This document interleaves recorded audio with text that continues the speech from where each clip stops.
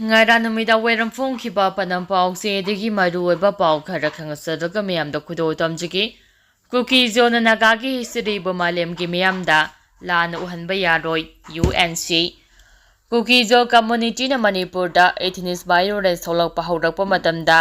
Union government Israel Prime Minister European Union amasung UN na singbada thakiba cheolda nagagi history bo semdok sadokpa aranba wafam kaya yaukhiba aduna Manipurda laidiba naga singda hakthena soole haina United Naga Council na thakiba cheol adabu kana yaningdaba phongdorakle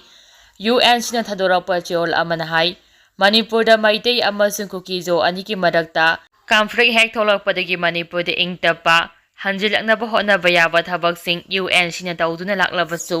ngasi bawo irang ngasi losimba ngamdana leide maraksida kukizo community gi makedegi thadorakpa cheol amada Memorandum Kudimakta Nagagi Puaribu, Semdok Sadokpo Wafam Kaya Yorakpa Asuna, Naga Miyamda Khoichaungnaba Ama Puale, Kumja Lising Aniga Subna Taraga Taruta Anauba District Sam Kiba Adu, Nagasing Yaninkide, Ngasi Shu Yaningdre, Chanapati Amasung Chandel District Tugadina Anauba District ni Sam Kiba Adu, Administrative Kudongsa Navani Habawa Famda, Kudongsa Balauraga, Congress Lengana Satakiba Tawone, Matang asida Chanapati amasung Sandel District age seto ulaga semkiba district ani asi yauna sapra administration amagi demand tawrakpa nagasingna yabangamloi matam aduda anaba district ani semkiba do virtually cookie khaktagi isudani masida jo yaude maram asina cookie jogi makedigi tonga authority singda pikhiba memorandum aduda territorial gi matangda aramba wafam kaya amathamdana authority singba apangba sibani Cookie haiba maming asi kumja lising amaga chanipan kunthradagi nifu adwaida taba haurakibani maram asuna Cookie Hill haini Israel gi prime minister da pikhiba memorandum gi mari suba parada yauriba wafam adu punglan lan bani memorandum aduda Cookie state semnaba jo miyam yaude outer Manipur haiduna aranba wafam kaya thamle Madam asina nagagi puari bo lana semdok sadokna bo honarakpada nagasing tumina yengduna leiroi haba wafam su UN sina thamlakli makha tarakpa pawda August 19 fawbagi manungda free movement yahalu hana governor da memorandum pisingkre transgender activist malem thongam Delhi degi Imphal tamna cycle da lakadori tha asigi chaichai 19 fawbada national highway singda free movement yahalu hana Transgender activist Malem Thongam na ngasi BJP Manipur Pradesh ke President SR Dagi Kuthangda Manipur gi Governor Ajay Kumar Balada memorandum ama pisingkre memorandum adulam yanba irabot memorial integrated trust ke president Malem Melusing Bamhit Kangu amane Imphal ge Thambal Sanglen da laktuna pisingkibane memorandum pisiluraba matung Malem Thongam na pawmising da hai Manipur da PR leirakpa tha taruk heraklaba fawba ngasi fawbo national highway singda free movement hanba ngamdre state asida PR denga hek lakpada free movement halagani hana mamangna thajaba kaya rak pikhiba laikre adubu ngasi fawbo thabak to onthokpa ngamdre Manipur da ingtapa amasung mahausagi phibamda hanjil halaknaba mahakna haukiba lising aniga subna kunga marige February thada Delhi da hunger strike chathaki hunger strike chathai hadida mahaki mathakta Delhi police na charge tawrakpadagi Delhi ge West District Court ta case hearing chathaki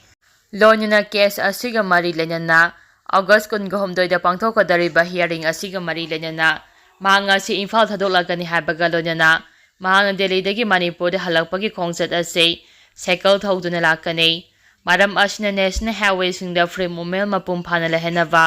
lengaki mari leinaba authority na chapchaba thabok lokhotpiu haiki ngasi BJP Manipur Pradesh ki president ki khutangda governor da pisingkiba memorandum aduda palibade Manipur ge national highway singna mapung phana free movement yahanbaga loinana mahangna Malem Thongam Delhi dagi Imphal da halakpada cycle da halakpa yahanbiyu lakadoriba lambi asida governor amade lengaki makedegi athingba amasung action sing lokhotpiganu khongthang asi Manipur miyam maru oina Manipur ge mapalam da chajaningba chelde lejadaba youth singgi interest yumpham oidaga philip asilopani haina palli makha tarakpa pawda su sangdokpagi wapham athuba matamda lapthoklaba yare Cookie singgi civil society organization sing amade Cookie volunteers sing suspension of operation ꯁꯨ ꯁꯪꯗꯣꯛꯄꯒꯤ ꯋꯥꯐꯝ ꯌꯥꯅꯤꯡꯗꯕ ꯂꯩꯕ ꯃꯔꯛꯇ government of ꯏꯟꯗꯤꯌꯥꯅ ꯃꯇꯝ ꯑꯃꯍꯦꯛꯇꯗ ꯁꯨ ꯁꯪꯗꯣꯛꯄꯒꯤ ꯋꯥꯐꯝ ꯂꯧꯊꯣꯛꯂꯕ ꯌꯥꯔꯤ꯫ ꯊꯥꯖꯕ ꯌꯥꯕ ꯄꯥꯎꯒꯤ ꯔꯤꯈꯨꯜꯁꯤꯡꯅ ꯐꯣꯡꯗꯣꯔꯛꯄꯒꯤ ꯃꯇꯨꯡ ꯏꯟꯅ ꯒꯚꯔꯟꯃꯦꯟꯠ ꯑꯣꯐ ꯏꯟꯗꯤꯌꯥꯒꯤ ꯃꯤꯅꯤꯁꯇ꯭ꯔꯤ ꯑꯣꯐ ꯍꯣꯝ ꯑꯦꯐꯤꯌꯔꯁꯀꯤ ꯑꯣꯐꯤꯁꯤꯌꯦꯜꯁꯤꯡꯒ ꯁꯨꯗ ꯂꯩꯔꯤꯕ ꯀꯨꯀꯤ ꯑꯥꯔꯝ ꯒ꯭ꯔꯨꯞꯁꯤꯡꯒꯤ ꯃꯤꯍꯨꯠꯁꯤꯡꯒ ꯍꯟꯅ ꯋꯥꯔꯤ ꯁꯥꯟꯅꯕꯗ ꯁꯨ ꯑꯦꯛꯁꯇꯦꯟꯁꯟ ꯇꯧꯕꯗ ꯌꯥꯅꯔꯦ꯫ ꯁꯨꯒꯤ ꯒ꯭ꯔꯥꯎꯟ ꯔꯨꯜꯁꯤꯡ ꯁꯦꯝꯗꯣꯛꯄꯒ ꯂꯣꯏꯅꯅ ꯁꯨ ꯗꯤꯖꯤꯅꯦꯇꯦꯗ ꯀꯦꯝꯞꯁꯤꯡ ꯍꯣꯡꯗꯣꯛꯄ ꯑꯃꯗꯤ ꯃꯩꯇꯩꯁꯤꯡꯗ ꯇꯥꯔꯒꯦꯠ ꯇꯧꯕ꯫ ꯁꯨꯒꯤ ꯗꯤꯖꯤꯅꯦꯇꯦꯗ ꯀꯦꯝꯞ ꯂꯥꯞꯅ ꯍꯣꯡꯗꯣꯛꯄꯒ ꯃꯔꯤ ꯂꯩꯅꯅ ꯅꯦꯁꯅꯦꯜ ꯍꯥꯏꯋꯦꯁꯤꯡꯒ ꯅꯛꯅꯕ ꯃꯐꯝꯗ ꯂꯩꯕ ꯗꯤꯖꯤꯅꯦꯇꯦꯗ ꯀꯦꯝꯞꯁꯤꯡꯁꯨ ꯍꯣꯡꯗꯣꯛꯄꯒꯤ ꯋꯥꯐꯝ ꯑꯌꯥꯝꯕ ꯌꯥꯅꯕꯒꯤ ꯊꯥꯛꯇ ꯂꯩꯔꯤ ꯍꯥꯏꯔꯤ꯫ ꯊꯥꯖꯕ ꯌꯥꯕ ꯄꯥꯎꯒꯤ ꯔꯤꯈꯨꯜꯁꯤꯡ ꯑꯁꯤꯅ ꯃꯈꯥ ꯇꯥꯅ ꯍꯥꯏ ꯁꯨꯗ ꯌꯥꯎꯔꯤꯕ ꯀꯨꯀꯤ ꯑꯥꯔꯝ ꯒ꯭ꯔꯨꯞꯁꯤꯡꯒꯤ ꯀꯗꯔꯁꯤꯡ ꯕꯥꯏꯑꯣꯃꯦꯇ꯭ꯔꯤꯛ ꯇꯧꯕꯒ ꯂꯣꯏꯅꯅ ꯀꯗꯥꯏꯗ ꯀꯔꯝꯕ ꯃꯑꯣꯡꯗ ꯈꯨꯠꯂꯥꯏꯁꯤꯡ ꯊꯝꯒꯗꯒꯦ ꯍꯥꯏꯕꯒꯤ ꯃꯇꯥꯡꯗꯁꯨ ꯌꯥꯅꯕ ꯋꯥꯐꯝ ꯂꯩꯔꯤ꯫ ꯁꯨ ꯑꯦꯛꯁꯇꯦꯟꯁꯟ ꯇꯧꯔꯦ ꯍꯥꯏꯅ ꯍꯦꯛ ꯂꯧꯊꯣꯛꯄꯒ ꯂꯣꯏꯅꯅ ꯅꯦꯁꯅꯦꯜ ꯍꯥꯏꯋꯦꯁꯤꯡꯗ ꯐ꯭ꯔꯤ ꯃꯨꯚꯃꯦꯟꯠ ꯌꯥꯔꯦ ꯍꯥꯏꯅ ꯂꯧꯊꯣꯛꯂꯕ ꯌꯥꯏ꯫ ꯍꯥꯟꯅꯗꯒꯤ ꯅꯦꯁꯅꯦꯜ ꯍꯥꯏꯋꯦꯁꯤꯡꯗ ꯐ꯭ꯔꯤ ꯃꯨꯚꯃꯦꯟꯠ ꯌꯥꯔꯦ ꯍꯥꯏꯅ ꯂꯧꯊꯣꯛꯄꯒꯤ ꯋꯥꯐꯝ ꯑꯁꯤ ꯀꯨꯀꯤꯁꯤꯡꯅ ꯂꯥꯎꯊꯣꯛꯎ ꯍꯥꯏꯕ ꯌꯥꯗꯅ ꯂꯥꯛꯄꯅꯤ꯫ ꯀꯨꯀꯤꯁꯤꯡꯅ ꯍꯥꯏꯔꯤꯕꯅ ꯂꯥꯎꯊꯣꯛꯇ꯭ꯔꯕꯁꯨ ꯆꯠꯅꯤꯡꯕꯁꯤꯡꯅ ꯆꯠꯄꯗ ꯑꯊꯤꯡꯕ ꯄꯤꯔꯣꯏ ꯍꯥꯏꯕꯅꯤ꯫ ꯑꯗꯨꯕꯨ ꯐ꯭ꯔꯤ ꯃꯨꯚꯃꯦꯟꯠ ꯌꯥꯔꯦ ꯍꯥꯏꯅ ꯂꯧꯊꯣꯛꯇꯕꯅ ꯆꯠꯂꯨꯕꯗ ꯊꯥꯖꯗꯕ ꯆꯤꯡꯅꯕꯁꯤꯡ ꯂꯩꯕ ꯃꯔꯝꯅ ꯀꯨꯀꯤꯁꯤꯡꯅ ꯅꯦꯁꯅꯦꯜ ꯍꯥꯏꯋꯦꯁꯤꯡ ꯐ꯭ꯔꯤ ꯃꯨꯚꯃꯦꯟꯠ ꯌꯥꯔꯦ ꯍꯥꯏꯅ ꯂꯥꯎꯊꯣꯛꯍꯟꯅꯕ ꯒꯚꯔꯟꯃꯦꯟꯠ ꯑꯣꯐ ꯏꯟꯗꯤꯌꯥꯒꯤ ꯃꯤꯅꯤꯁꯇ꯭ꯔꯤ ꯑꯣꯐ ꯍꯣꯝ ꯑꯦꯐꯤꯌꯔꯁꯀꯤ ꯑꯣꯐꯤꯁꯤꯌꯦꯜꯁꯤꯡꯅ ꯅꯦꯁꯅꯦꯜ ꯍꯥꯏꯋꯦꯁꯤꯡꯗ ꯐ꯭ꯔꯤ ꯃꯨꯚꯃꯦꯟꯠ ꯌꯥꯔꯦ ꯍꯥꯏꯅ ꯂꯥꯎꯊꯣꯛꯍꯟꯅꯕ ꯑꯀꯟꯕ ꯊꯕꯛ ꯂꯧꯈꯠꯂꯤ꯫ ꯁꯣꯏꯗꯅꯁꯨ ꯁꯨ ꯑꯦꯛꯁꯇꯦꯟꯁꯟ ꯇꯧꯔꯦ ꯍꯥꯏꯅ ꯂꯥꯎꯊꯣꯛꯄꯒ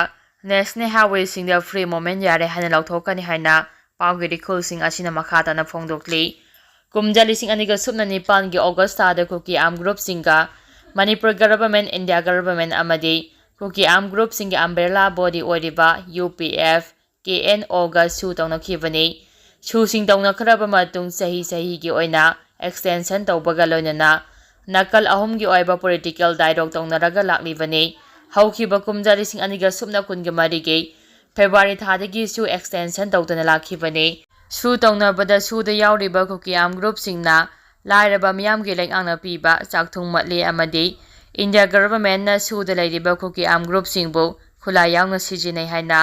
ꯀꯨꯀꯤ CSOꯁꯤꯡ ꯃꯤꯌꯥꯝꯅ ꯀꯟꯅ ꯌꯥꯅꯤꯡꯗꯕꯒꯤ ꯃꯊꯛꯇ ꯃꯩꯇꯩꯁꯤꯡꯅꯁꯨ ꯁꯨ ꯁꯥꯡꯗꯣꯛꯄ ꯌꯥꯅꯤꯡꯗꯕ ꯂꯩꯔꯤꯕꯅꯤ꯫ ꯃꯈꯥ ꯇꯥꯔꯛꯄ ꯄꯥꯎꯗ ꯖꯤꯔꯤꯕꯝꯗ ꯇꯥꯕ ꯀꯃꯥꯟꯗꯣꯁꯤꯡꯒꯤ ꯔꯣꯇꯦꯁꯟꯗ ꯄꯦꯟꯅꯗꯕ ꯌꯥꯎꯅꯔꯦ꯫ ꯍꯧꯈꯤꯕ ꯏꯪ 2023ꯒꯤ ꯃꯦ 3 ꯁ꯭ꯇꯦꯠ ꯑꯁꯤꯗ ꯊꯣꯛꯂꯛꯈꯤꯕ ꯏꯔꯥꯡ ꯑꯁꯤꯒ ꯃꯔꯤ ꯂꯩꯅꯅ ꯖꯤꯔꯤꯕꯝꯗ ꯍꯥꯟꯅꯗꯒꯤ ꯂꯩꯔꯤꯕ ꯀꯃꯥꯟꯗꯣꯁꯤꯡꯒꯤ ꯃꯊꯛꯇ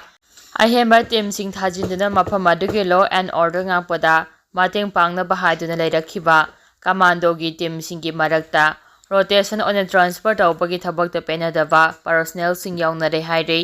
ꯄ꯭ꯔꯦꯁꯅ ꯐꯪꯕ ꯄꯥꯎꯒꯤ ꯔꯤꯈꯨꯜ ꯑꯃꯒꯤ ꯃꯇꯨꯡ ꯏꯟꯅ ꯂꯝꯗꯝ ꯑꯁꯤꯗ ꯐꯨꯔꯨꯞ ꯑꯅꯤꯒꯤ ꯃꯔꯛꯇ ꯑꯆꯧꯕ ꯏꯔꯥꯡ ꯊꯣꯛꯂꯛꯇꯨꯅ ꯃꯤꯁꯤ ꯃꯤꯅꯥ ꯀꯌꯥ ꯑꯃ ꯌꯧꯔꯛꯄꯗꯒꯤ ꯃꯗꯨꯕꯨ ꯀꯟꯇ꯭ꯔꯣꯜ ꯇꯧꯅꯅꯕ ꯇꯝꯄꯥꯛꯀꯤ ꯗꯤꯁꯇ꯭ꯔꯤꯛꯁꯤꯡꯗ ꯑꯦꯇꯦꯆ ꯇꯧꯗꯨꯅ ꯂꯩꯕ ꯀꯃꯥꯟꯗꯣꯒꯤ ꯇꯤꯝꯁꯤꯡ ꯃꯇꯝꯒꯤ ꯑꯣꯏꯅ ꯃꯣꯔꯦ ꯑꯃꯗꯤ ꯖꯤꯔꯤꯗ ꯑꯦꯗꯤꯁꯅꯦꯜ ꯇꯤꯝ ꯑꯣꯏꯅ ꯊꯥꯔꯒ ꯂꯥꯛꯈꯤꯕꯅꯤ꯫ ꯏꯔꯥꯡ ꯌꯥꯝꯅ ꯀꯜꯂꯤꯉꯩ ꯈꯨꯠꯂꯥꯏ ꯄꯥꯏꯕꯁꯤꯡꯒꯤ ꯃꯔꯛꯇ ꯑꯀꯟꯕ ꯅꯣꯡꯃꯩ ꯀꯥꯞꯅꯔꯤꯉꯩ ꯃꯇꯝꯗꯗꯤ ꯑꯦꯗꯤꯁꯅꯦꯜ ꯇꯤꯝ ꯑꯣꯏꯅ ꯆꯠꯂꯤꯕ ꯀꯃꯥꯟꯗꯣꯁꯤꯡ ꯑꯗꯨꯗ ꯊꯣꯏꯗꯣꯛꯅ ꯃꯈꯣꯏ ꯇ꯭ꯔꯥꯟꯁꯐꯔ ꯇꯧꯕꯤꯌꯨ ꯍꯥꯏꯕꯒꯤ ꯋꯥꯐꯝ ꯂꯩꯈꯤꯗꯦ꯫ ꯊꯣꯛꯂꯤꯕ ꯏꯔꯥꯡꯁꯤꯡ ꯑꯗꯨꯕꯨ ꯂꯥꯛꯁꯤꯟꯕ ꯍꯥꯏꯕꯁꯤ ꯃꯈꯣꯏꯒꯤ ꯃꯊꯧꯅꯤ ꯈꯟꯗꯨꯅ ꯑꯗꯨꯃꯛ ꯗ꯭ꯌꯨꯇꯤ ꯇꯧꯔꯒ ꯂꯥꯛꯈꯤ꯫ ꯏꯔꯥꯡ ꯌꯥꯝꯊꯔꯛꯂꯕ ꯃꯇꯝ ꯑꯁꯤꯗꯗꯤ ꯖꯤꯔꯤꯕꯝ ꯑꯃꯁꯨꯡ ꯃꯣꯔꯦꯗ ꯇꯥꯔꯤꯕ ꯀꯃꯥꯟꯗꯣ ꯄꯔꯁꯣꯅꯦꯜꯁꯤꯡ ꯑꯁꯤ ꯔꯣꯇꯦꯁꯟ ꯇꯧꯔꯒ ꯇ꯭ꯔꯥꯟꯁꯐꯔ ꯇꯧꯔꯒ ꯂꯥꯛꯈꯤ꯫ ꯃꯣꯔꯦꯗ ꯇꯥꯔꯤꯕ ꯀꯃꯥꯟꯗꯣꯁꯤꯡ ꯑꯁꯤ ꯊꯥ ꯑꯍꯨꯝꯒꯤ ꯑꯣꯏꯅ ꯔꯣꯇꯦꯁꯟ ꯇꯧꯅꯩ꯫ ꯑꯗꯨꯒ ꯖꯤꯔꯤꯕꯝꯒꯤ ꯑꯣꯏꯅꯗꯤ ꯃꯗꯨꯒꯤ ꯊꯣꯏꯗꯣꯛꯄ ꯃꯃꯤ ꯇꯥꯗꯕꯗꯒꯤ ꯄꯦꯟꯅꯗꯕ ꯌꯥꯎꯔꯛꯂꯦ ꯍꯥꯏꯔꯤ꯫ ꯊꯦꯡꯈꯥꯡ ꯑꯍꯨꯝꯂꯛꯇ IDPꯁꯤꯡ ꯃꯌꯨꯝꯗ ꯍꯟꯖꯤꯜꯍꯟꯒꯅꯤ ꯍꯥꯏꯕ ꯊꯧꯔꯥꯡꯗ ꯃꯣꯔꯦ, ꯀꯥꯡꯄꯣꯛꯄꯤ ꯑꯃꯁꯨꯡ ꯆꯨꯔꯆꯥꯟꯄꯨꯔꯗꯒꯤ ꯂꯥꯟꯖꯦꯜꯂꯛꯄꯁꯤꯡ ꯌꯥꯎꯔꯝꯗ꯭ꯔꯦ꯫ ꯃꯣꯔꯦ ꯑꯃꯁꯨꯡ ꯆꯨꯔꯆꯥꯟꯄꯨꯔꯗꯒꯤ ꯂꯥꯟꯖꯦꯜꯂꯛꯄꯁꯤꯡꯒꯤ ꯀꯃꯤꯇꯤ ꯑꯍꯨꯝꯒꯤ ꯃꯤꯍꯨꯠ ꯃꯥꯄꯜꯅ ꯒꯚꯔꯅꯔ ꯎꯅꯗꯨꯅ ꯃꯈꯣꯏꯕꯨ ꯍꯟꯖꯤꯜꯍꯟꯒꯗꯕ ꯃꯇꯝ ꯄꯤꯕꯤꯌꯨ ꯍꯥꯏꯖꯈ꯭ꯔꯦ꯫ ꯃꯣꯔꯦ, ꯀꯥꯡꯄꯣꯛꯄꯤ ꯑꯃꯁꯨꯡ ꯆꯨꯔꯆꯥꯟꯄꯨꯔꯗꯒꯤ ꯂꯥꯟꯖꯦꯟꯅꯔꯛꯈꯤꯕꯁꯤꯡ ꯃꯌꯨꯝꯗ ꯍꯟꯖꯤꯜꯍꯟꯕꯒꯤ ꯋꯥꯐꯝꯗꯤ ꯃꯊꯪ ꯆꯍꯤ 2023ꯒꯤ ꯃꯥꯔꯆ ꯃꯇꯨꯡꯗ ꯈꯟꯅꯔꯁꯤ ꯍꯥꯏꯔꯛꯂꯦ꯫